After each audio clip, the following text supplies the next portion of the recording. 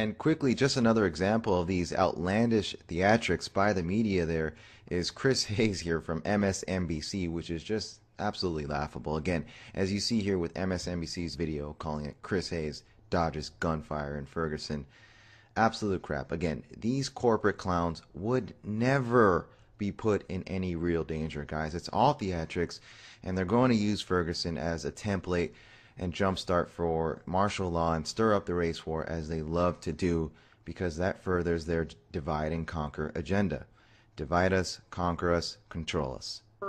And doesn't it remind you of certain stories? And don't those stories seem to come back in the news? Like Martin Luther King, all of a sudden, all in the news again. And they're, oh my God, they're making a movie about him.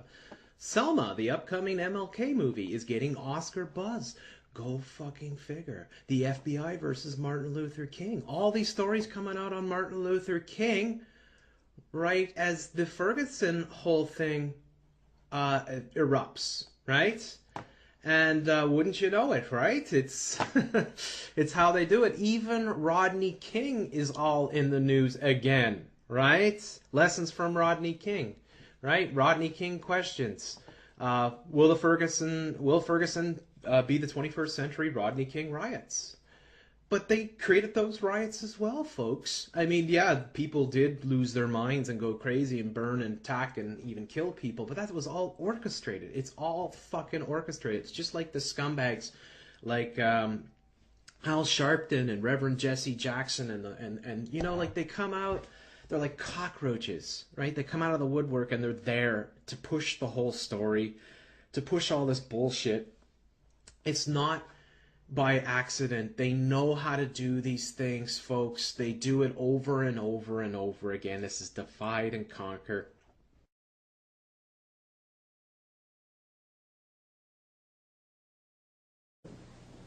Them Jews didn't want to hear nothing he had to say. He gave up on them. And that's why it's written in the scripture, I know you. You are of your father, the devil, and the lust of your father ye shall do. He was a liar from the beginning and a murderer, and he abode not in the truth, and he's the father of lies. My word has no place in you. He gave up on it. He knew he couldn't reform them devils. And I'm telling you today, we can't reform these white folks. So ain't no use in getting it in your heart and your mind that we're going to reform white people. 1 out of 1,000 may believe. But hell, why waste the time? Let God do the searching. I ain't got no time to search for no cracker that believes in him.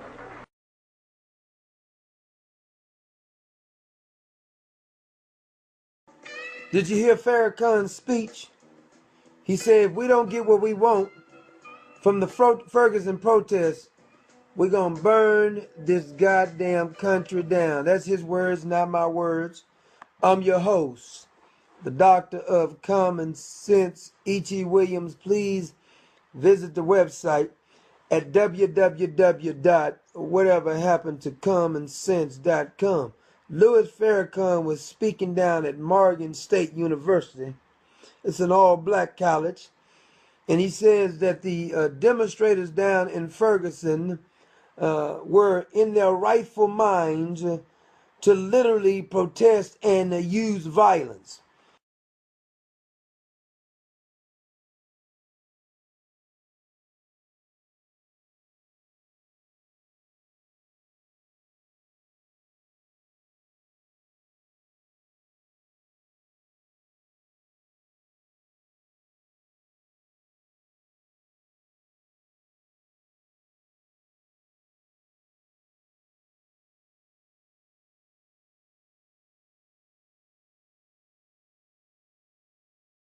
He says, if the protesters' demands are not met, we'll tear this goddamn country apart. This is Louis Farrakhan saying this now. We'll tear this damn country up. I think he said they were looking for justice, but I didn't hear him quote any damn facts on where the justice is going to come from. Let me just say quickly, Minister Louis Farrakhan, you're from Chicago, is that correct? Jesse Jackson is from Chicago. Oprah Winfrey is from Chicago. Why did y'all threaten to tear the goddamn country up with all those 500 murders that happened down in Chicago? Ask any Negro who has left the neighborhood or who's living in the neighborhood, who do they fear more that may kill them? Another Negro in the neighborhood or the white police officers? Are you freaking kidding me with this phony outrage?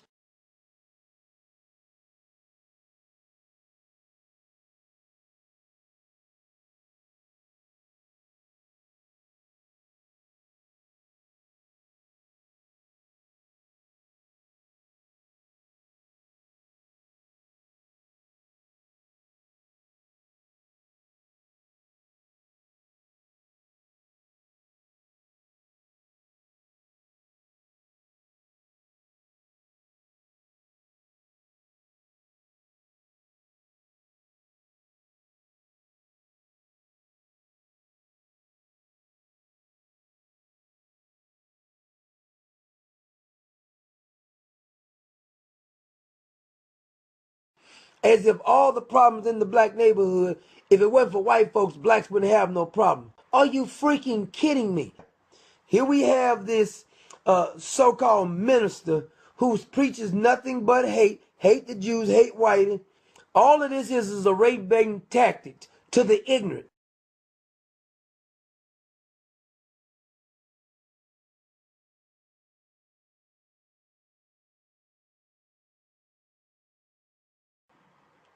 I find it laughable at Farrakhan the whole speech because he always starts his speech up and he want to quote the Bible, use it out of context.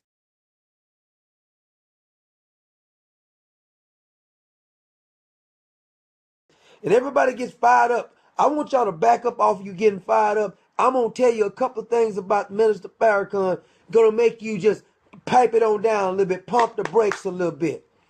Now he threw Jesse Jackson under the bus, which I don't give a damn about Jesse Jackson as his fellow brethren from Chicago. Did you hear them in Ferguson tell Jesse, get the hell out of here? So, Jesse Jackson and Al Sharpton have been booed off stage and run out of town of the lovely city of Ferguson, which is full of black people, right? Jesse Jackson, Al Sharpton run out of town. Why? Because Al Sharpton said, it's time for us to register to vote for the Democratic Party. And Jesse Jackson said, I'd like to pass around a collection plate. Those are the reasons why they were booed off stage.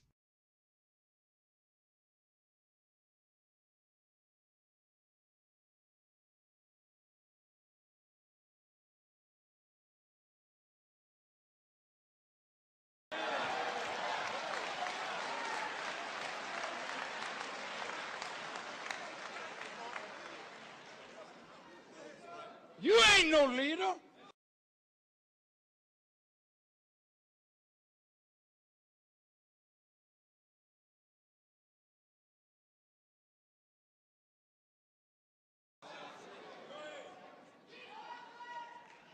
I was hurting for my brother because Jesse worked hard for our people.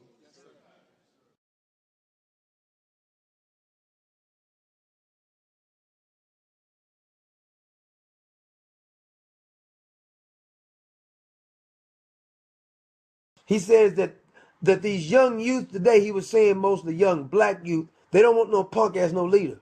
No cowardly, punctified leader will lead this new generation of young black men and women. Your day of leading them is finished.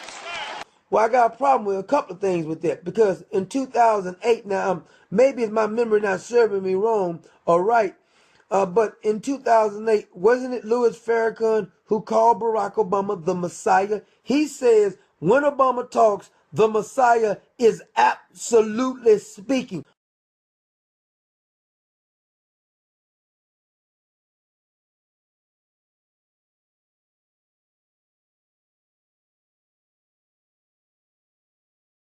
You are the instruments that God is going to use to bring about universal change. And that is why Barack has captured the youth. And he has involved young people in a political process that they didn't care anything about. That's a sign. When the Messiah speaks, the youth will hear. And the Messiah is absolutely speaking. Why in the hell did he call Barack Obama the Messiah? Now all of a sudden Barack Obama is the devil. He said Barack Obama has come from around the curtain. He said Eric Holder has come from around the curtain.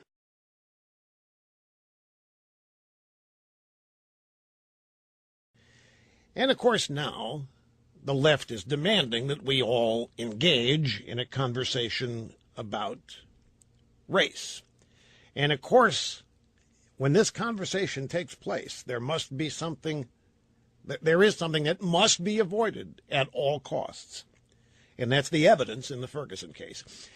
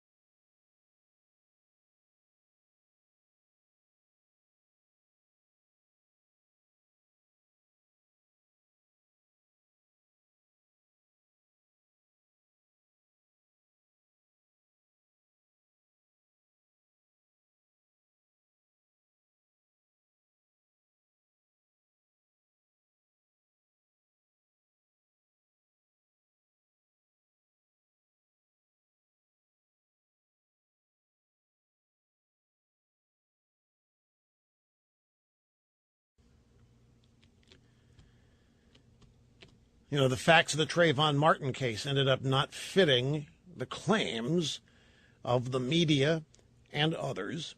So Trayvon Martin had to become a symbol, and still is.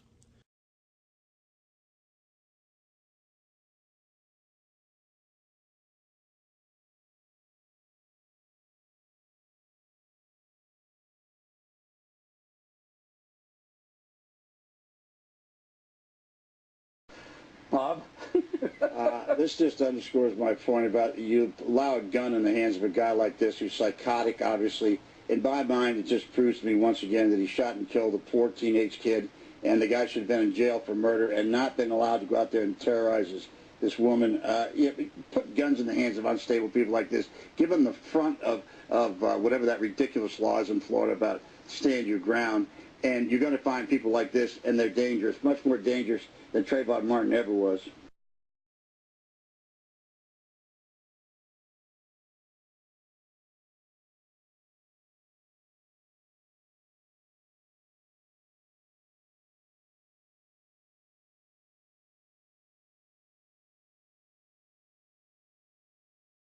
we got to go, but I just have to push back a little bit because what he did yesterday doesn't have any bearing on what he's accused of doing a couple of years ago. Same person. Same person. No Same evidence. mindset. Different evidence. Same idiot. We're going to have to leave it there. This man is hanging by a string. I think that he is a borderline psychotic at this point. How many incidents has he had? He had the multiple incidents involving his wife and his father-in-law. Now a choking incident as the week before. Now this.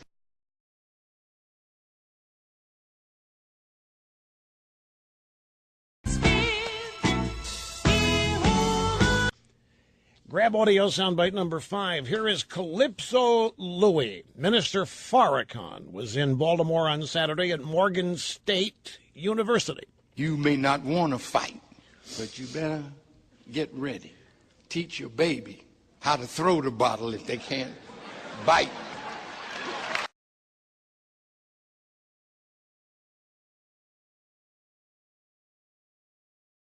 Just let me hear you say, he's gonna make your day.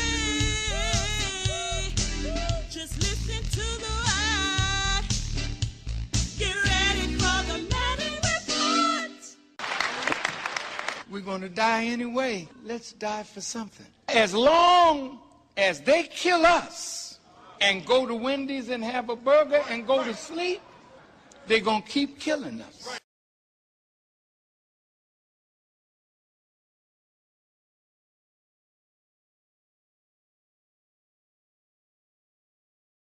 But when we die and they die, then soon we're going to sit at a table.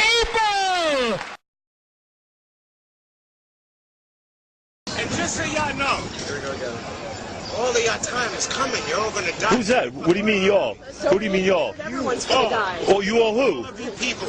All you derivatives. Are you talking about white people? People who love You're talking about white people? Yeah. You're a racist, dude. Every last one of you. I'm sorry your life is full of hate, man. I'm really so sorry. I must speak with Jabba. Sit. Jabba no tusen di honkabi no pakan. You will take me to Jabba now. Etutako u Jabba now. You serve your master well. And you will be rewarded. Master. Oh. Jabba no pace Luke Skywalker, Jedi Knight.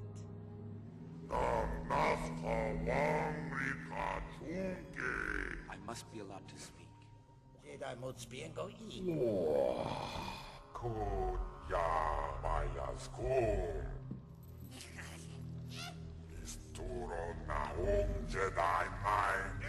This year what? End of this year, you'll be dead. I'm gonna be dead? Yeah.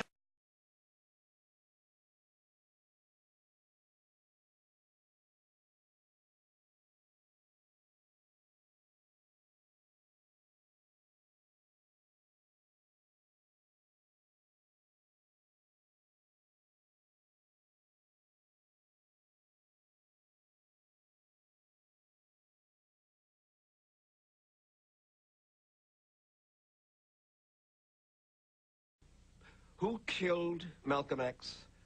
3 black Muslims, members of the Nation of Islam, were convicted.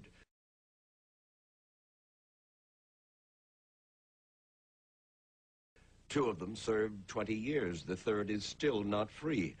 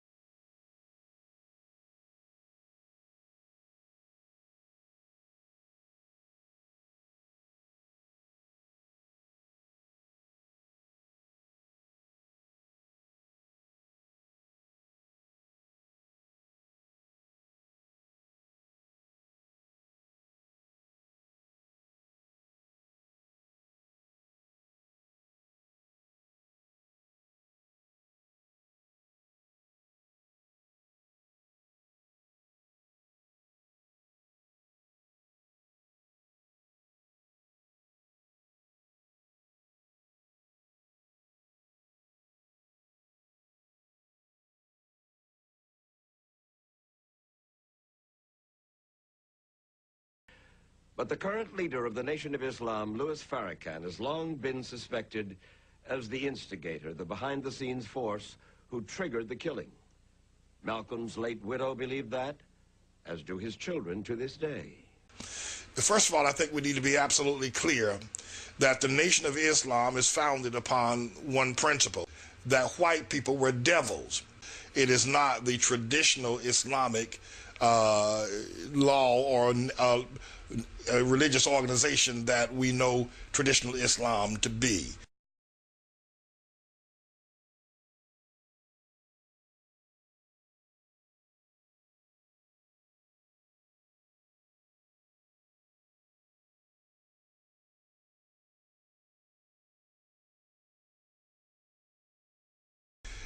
And Malcolm X was able to figure that out, and out of that, along with other things, he was ousted from Elijah Muhammad and Louis Farrakhan leading the pack of the removal of Malcolm X. Now, I'm not fabricating anything against Louis Farrakhan, but he has embraced Barack Obama in the Savior's Day meeting in 2008 as the Messiah. Now, Muslims do not believe that in the Messiah, the biblical New Testament Judeo teaching about a Messiah.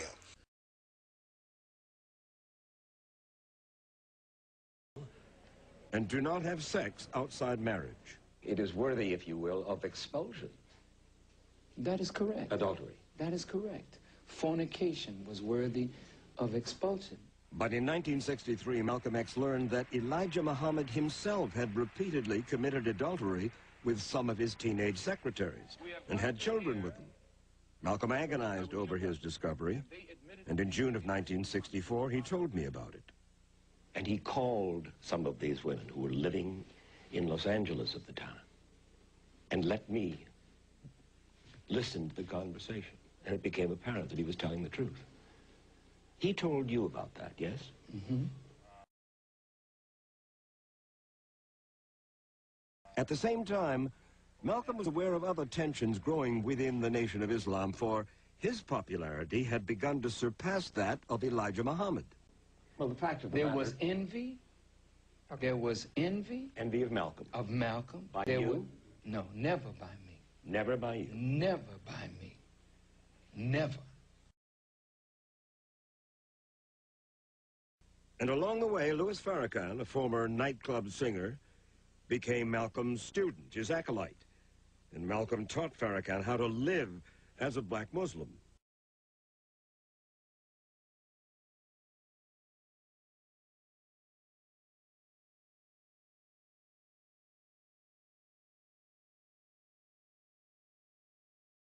Who envied him?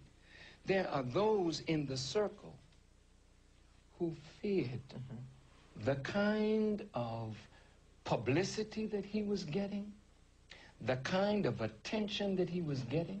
He was the most vocal, he was the most loved, he was the most honored and respected. And he outshone the Honorable Elijah Muhammad. In certain areas, yes. We know that when Malcolm went to Mecca and discovered that they're white Muslims, just like they are allegedly black Muslims. In 1964, Malcolm X broke with the Nation of Islam to form his own organization based on orthodox Muslim principles, which include a respect for all races and religions. And how did Louis Farrakhan react? He began writing incendiary editorials in the Nation of Islam's newspaper. Let me read you what you wrote in December of 1964. The die is set, and Malcolm shall not escape, especially after such evil, foolish talk about his benefactor, Elijah Muhammad, in trying to rob him of the divine glory which Allah has bestowed upon him.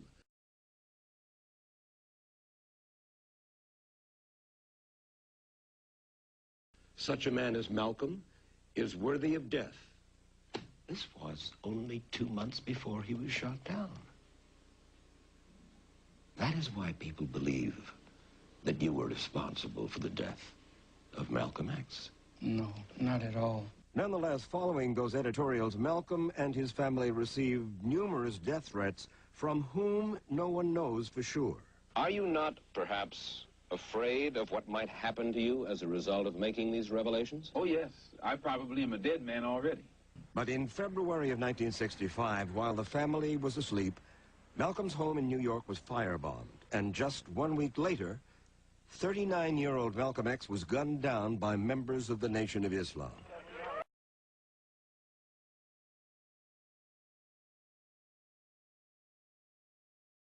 I did not know if I wanted to sit across from him. I didn't know if my heart could handle it. You see, Atala Shabazz was there in the Audubon Ballroom in 1965 in New York to watch her father make a speech.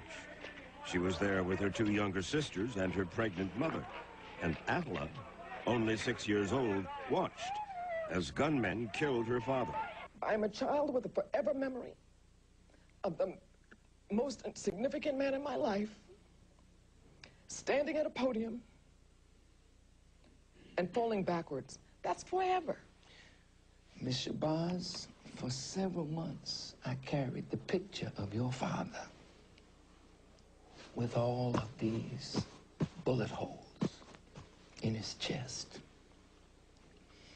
And I looked at the man that taught me, the man that nurtured me, the man that was the example of a man to me. And I wept.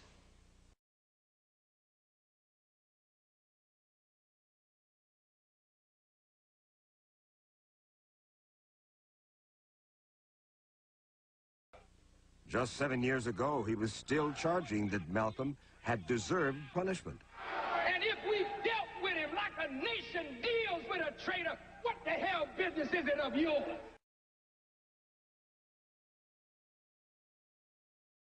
Indeed, the FBI probably had something to do with it.